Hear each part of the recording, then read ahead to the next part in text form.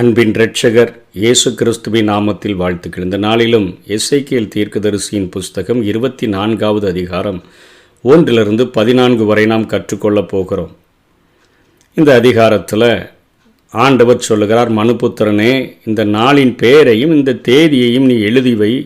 இந்த தேதியில் தானே பாபிலோன் ராஜா எருசலேமில் பாளையம் இறங்கினான் என்று சொல்லி பாபிலோனில் வாழக்கூடிய எசேக்கியேலுக்கு இந்த செய்தியை மனிதர்கள் அவர்கள் சொல்ல வேண்டும் என்று சொன்னால் பல வாரங்கள் ஆகும். ஆனால் ஆவியானவர் அந்த பாபிலோனினுடைய ராஜா பாளையம் இறங்கின உடனே அங்கே எசேக்கியேலுக்கு அதை கற்றுக் கொடுக்கிறதை பார்க்கிறோம்.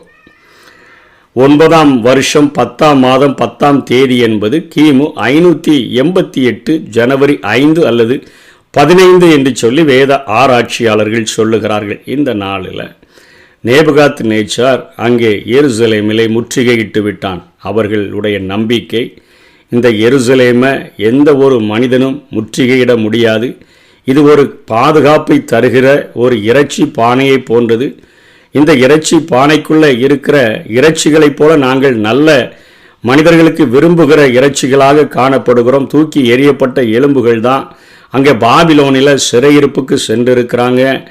ஆண்டவர் ஒரு பொழுதிலும் இந்த எருசலேமை அவர் அழிப்பதற்கு அனுமதிக்க மாட்டார் என்கிற நம்பிக்கையில் வாழ்ந்து கொண்டிருந்த அந்த மக்களினுடைய மத்தியில், கிருபையினுடைய பாத்திரத்தை வாங்கி குடிக்க மறுத்துவிட்ட மக்களின் மத்தியில் நியாய தீர்ப்பின் பாத்திரத்தை குடிக்கும்படியாக ஆண்டவர் அங்கே வந்து அந்த அழிவை அனுமதித்ததை குறித்து நாம் பார்க்கிறோம். அதை எசேக்கியேல் தன்னுடைய கூட வாழ்கிற ஜனங்களுக்கு ஒரு ஊமையின் மூலமாக அதை தெரியப்படுத்தும்படியாக ஆண்டவர் கட்டளையிடுகிறார். ஒரு அழுக்கான ஒரு கொப்பரை எடுத்து அதை அடுப்பிலே வைத்து அதற்குள்ளாக ஆட்டு மந்தையில் இருக்கக்கூடிய ஆடை பிடித்து வந்து முன்னந்தொடைகள் பின்னந்தொடைகளாகலாம் வெட்டி அவைகளை அந்த கொப்பரைக்குள்ளே போட்டு அதோடு கூட நல்ல எலும்புகளையும் போட்டுவிட்டு கீழே அந்த அநேக கூட்டி சேர்க்கப்பட்ட எலும்புகளை வைத்து நீ தீய மூட்டி எரிக்க வேண்டும் என்று சொல்லுகிறதை பார்க்கிறோம். இஸ்ரவேல் ஜனங்கள், அந்த எருசலேமில் வாழ்ந்த மக்கள் தங்களை காக்கிற ஓர் இறைச்சி பானையாக எருசலேமை நினைத்தார்கள். எசேக்கியேல் 11ஆம் அதிகாரத்தில் அங்கே எசேக்கியேல் கடுமையாக அவர்களை சாடினார். இப்பொழுது இந்த பானை சூடாக்கப்படுகிறது. எருசலேம் என்கிற அந்த பானையானது இப்பொழுது சூடாக்கப்படுகிறது. அந்த தீயை மூட்டுகிறவர் நேபுகாத் நேச்சார். தேவனுடைய நியாய தீர்ப்பின் தீயை அங்கே இப்பொழுது மூட்ட ஆரம்பித்து விட்டார். அங்கே இறைச்சிகளும் எலும்புகளும் கூட வெந்து போகிற அளவிற்கு அந்த தீ அத்தனை காரியமாக மூட்டப்படுகிறது.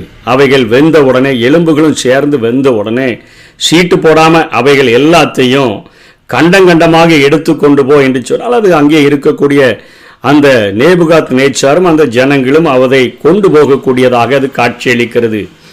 அதற்கு பின்பாக ஆண்டவர் என்ன செய்கிறார்? அதனுடைய இரத்தம் அதன் நடுவில் இருக்குது, மண்ணிலே மறைந்து போகும்படி அதை தரையிலே ஊற்றாமல் கற்பாறையிலே ஊற்றி போட்டால் என்று சொல்லுகிறதை பார்க்கிறோம். அதாவது இந்த நகரத்தில் கிருபையினுடைய பாத்திரத்தில் பானம் பருக மறுத்து விட்டபடியினால இந்த பட்டணத்தை நான் தீக்கிரையாக்கித்தான் இதற்கு நியாய தீர்ப்பு செய்து சரிபடுத்த வேண்டியது இருக்கிறது என்று சொல்லி ஆண்டவர் செய்கிறதை பார்க்கிறோம். நம்ம நிறைய நேரங்களில் சுத்தப்படுத்தி கொண்டே இருப்போம். அழுக்குகள் நிறைய இருந்தால் அதை தீ கொளுத்தி சுத்திகரிக்கிறது போல இங்கே ஆண்டவர் அந்த காரியத்தை செய்கிறதை நாம் பார்க்கிறோம். 6ஆம் வசனத்தில் இரத்தம் சிந்துகிற நகரமாக இருக்கக்கூடிய எந்த ஒரு நகரமாக இருந்தாலும் அந்த சிந்திய இரத்தமானது பூமியிலிருந்து ஆண்டவரை பழிவாங்க கூப்பிடக்கூடியதாக இருக்கிறது. ஆதியாகமம் 4ஆம் அதிகாரம் 10ஆம் வசனத்திலேயே ஆபேலினுடைய இரத்தம் கூப்பிட்டதை குறித்து நாம் பார்க்கிறோம். 24 இந்த அதிகாரம் 8 தேவன் குற்றமற்று சிந்திய இரத்தத்திலிருந்து வரும் பழிவாங்குதலினுடைய சத்தத்தை கேட்டார் என்கிறதை விளக்கும் வண்ணமாகத்தான் நீதியை சரி கட்டுகிறதற்காக கோபம் மூழும்படி நான் அவள் இரத்தத்தை மறைக்காமல் கண்மலையின் மேலே வைத்தேன் என்று ஆண்டவர் சொல்லுகிறார். அந்த கூப்பிடுதலுடைய சத்தம் என் செவிகளில் ஏறினபடினால்தான் குற்றமில்லாத இரத்தங்கள் சிந்தப்பட்டிருக்கிறது. அழுக்கு பானையைப் போல அந்த கலாச்சார சீரழிவினால எருசலேம் காணப்படுகிறது. அதை சூடு பண்ணும்பொழுது அதிலிருந்து அநேக நுரைகள் தள்ளப்பட்டு கொண்டே இருக்கிறபடினால, கழிவுகள் தள்ளப்பட்டு கொண்டே இருக்கிறபடினால, இறைச்சிகளை காலி பண்ண பின்பு, எலும்புகளை காலி பண்ண பின்பு திரும்பவும் அதை தொடர்ந்து தீயில நம்ம சூடுபடுத்தி அது சிகப்பாகிற அளவிற்கு, அதை சுத்திகரிக்கிற அளவிற்கு அதை சூடுபடுத்த வேண்டும் என்று சொல்லி ஆண்டவர் அங்கே மீண்டுமாக சூடுபடுத்த சொல்லுகிறார். உன் அசுத்தத்தோட 13ஆம் வசனத்தில் முறைகேடும் இருக்கிறது. அதுதான் நுரை தள்ளி கொண்டே இருக்கிறது. நான் உன்னை சுத்திகரித்தும் நீ சுத்தமாகாதபடியினால இனி என் உக்கிரம் உன்னில் ஆறி தீரு மட்டும் உன் அசுத்தம் நீங்கி சுத்திகரிக்கப்பட மாட்டாய் என்று சொல்லுகிறார். என் கோபம் ஆறுகிற வரையிலும் உன்னுடைய மேலே வந்திருக்கிற அந்த நியாய தீர்ப்பு அத்தனை கொடுமையாக இருக்கும். கர்த்தராகிய நான் இதை சொன்னேன், இது நிறைவேறும், நான் இதை செய்வேன், நான் பின்வாங்குவதும் தப்ப விடுவதும் மனஸ்தாபப்படுவதும் இல்லை. உன் வழிகளுக்கும் உன் செய்களுக்கு தக்கதாக உன்னை நியாயம் தீர்ப்பார்கள் என்று கர்த்தராகிய ஆண்டவர் சொல்லுகிறார் என்று சொல்லி பார்க்கிறோம். திரளான விறகுகளை கூட்டு, தீயை மூட்டு, இறைச்சியை முருக வேவித்து சம்பாரங்களை இடு. சம்பாரங்களை என்றால் மசாலா பொருட்கள் அல்லது நறுமண பொருட்களை இடு. எலும்புகளை எரித்து போடு. பின்பு கொப்பரையை காய்ந்து அதன் களிம்பு வெந்து அதற்குள் இருக்கிற அதன் அழுக்கு உருகி அதன் நுரை நீங்கும்படி அதை வெறுமையான தலையின் மேல் வை. திரும்ப திரும்ப சூடுபடுத்துகிற அந்த நியாய தீர்ப்பை குறித்து இங்கே ஆண்டவர் கடுமையாக எச்சரிக்கிறதை பார்க்கிறோம். இந்த எசேக்கியேலினுடைய நடிப்பு விளக்கத்தை நேபுகாத் நேச்சார் எருசலேமை முற்றுகையிட்ட அன்று அங்கே பாபிலோனிலே கூறுகிறார். பாபிலோனில் இருந்த யூதர்கள் எருசலேம் தேவனால பாதுகாக்கப்படும் என நம்பினார்கள். எருசலேமை பாபிலோனினுடைய படை அழிக்காது என்று நம்பினார்கள். எருசலேம் நகரத்தை பத்திரமாக பாதுகாக்கும் இறைச்சிப்பானை என எல்லாம் யூதர்கள் கருதி கொண்டிருந்தார்கள். இந்த இறைச்சிப்பானை ஓமையை எடுத்துக்கொண்டு மக்களை வெந்து அழியும் இறைச்சியாக நேபுகாத் நேச்சாரை நியாய தீர்ப்பின் தீயை மூட்டுகிறவராக இங்கே ஆண்டவர் காண்பித்து விட்டார். நகரம் இறைச்சி கொப்பரையாக இருந்து பாதுகாப்பதற்கு பதில் அதுவே வெந்து உருகி அந்த பானையானது தூய்மையடைந்தது. இரத்தத்தால் மாசுபட்ட நகரம் நியாய தீர்ப்பின் வழியாக மட்டுமே தூய்மையடையும் என்பது எசேக்கியேலினுடைய கருத்தாக காணப்படுகிறது. இன்றைக்கு நம்ம வாழ்கிற உலகத்தில் அநேக நகரங்கள் கலாச்சார சீரழிவுகளினால் அவைகள் சீரழிந்து கொண்டிருக்கிறது. நியாய தீர்ப்பினால் கொதிக்கும் கொப்பரை பானைகளாக அவைகளெல்லாம் மாறுகிறதற்கு காத்து நிற்கின்றன. அநேக தேசங்களில் சட்டங்கள் பாலின முறைகேடுகளுக்கு சாதகமாக கொடுக்கப்படுகின்றன. அநேக கலாச்சார சீரழிவுகளை ஆதரிக்கும் வண்ணமாக அநேக சட்டங்கள் இயற்றப்பட்டு கொண்டிருக்கின்றன.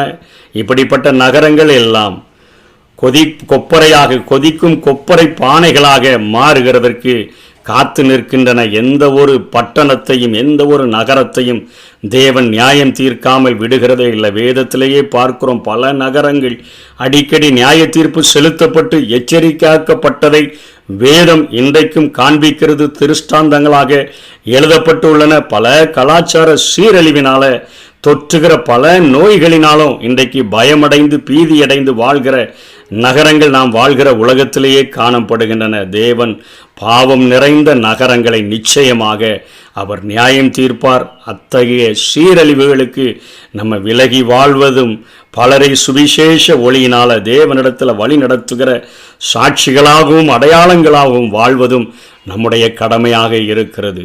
இங்கே நியாய தீர்ப்பு ஒன்றின் மூலமாக மாத்திரமே எருசலேமை ஆண்டவர் சுட்டரித்து போட்டு முற்றிலுமாக அங்கே இருக்கக்கூடிய கழிவுகள் கசடுகள் எல்லாவற்றையும் அழித்து விட்டதை இந்த அதிகாரத்தில் பார்க்கிறோம். இன்றைக்கும் உலகம் அப்படிப்பட்ட ஒரு நாளை நோக்கி தான் நகர்ந்து சென்று கொண்டிருக்கிறது. பல கலாச்சார சீரழிவுகள், பல பாவத்தினுடைய அகோரங்கள், அநேக இரத்தம் சிந்தப்படக்கூடிய காரியங்கள், பூமியிலிருந்து சிந்தப்படுகிற ஏழை எளிய ஜனங்களினுடைய இரத்தம் இன்றைக்கும் ஆதியாகமும் 4:10 கூப்பிட்டது போல கூப்பிட்டு கொண்டிருக்கிறது.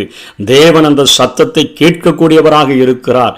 அப்படிப்பட்ட தேவன் அநேக நேரங்களில் ஒரு எச்சரிப்பை கொடுத்தும் திருந்தாத பட்சத்தில் ஆண்டவர் இந்த அழுக்கு கொப்பரையை எப்படி எரித்து அதை அப்படியே சுத்திகரிப்பதற்கு விட்டு விட்டார். அதே போல நகரங்கள் எரித்து நியாய தீர்ப்பினால் அழிக்கப்படுகிறதற்கு அவர் விட்டு விடுவார். ஆகவே நம்ம வாழ்கிற தேசத்தில், நம்ம வாழுகிற நகரத்தில், நம்ம வாழ்கிற பட்டணத்தில் நம்மை பரிசுத்தமாக பாதுகாத்து கொண்டு கலாச்சார சீரழிவுகளுக்கு விலகி வாழ்ந்து ஆண்டவருடைய வல்லமையினால், பரிசுத்த ஆவியானவருடைய பலத்தினால அநேகரை ஆண்டவருக்கு நேராக வழி நடத்துகிற ஒரு ஆண்டவரின் அடையாளமாக வாழுவோம். கர்த்தர் தாமே நம்மை ஆசீர்வதிப்பாராக.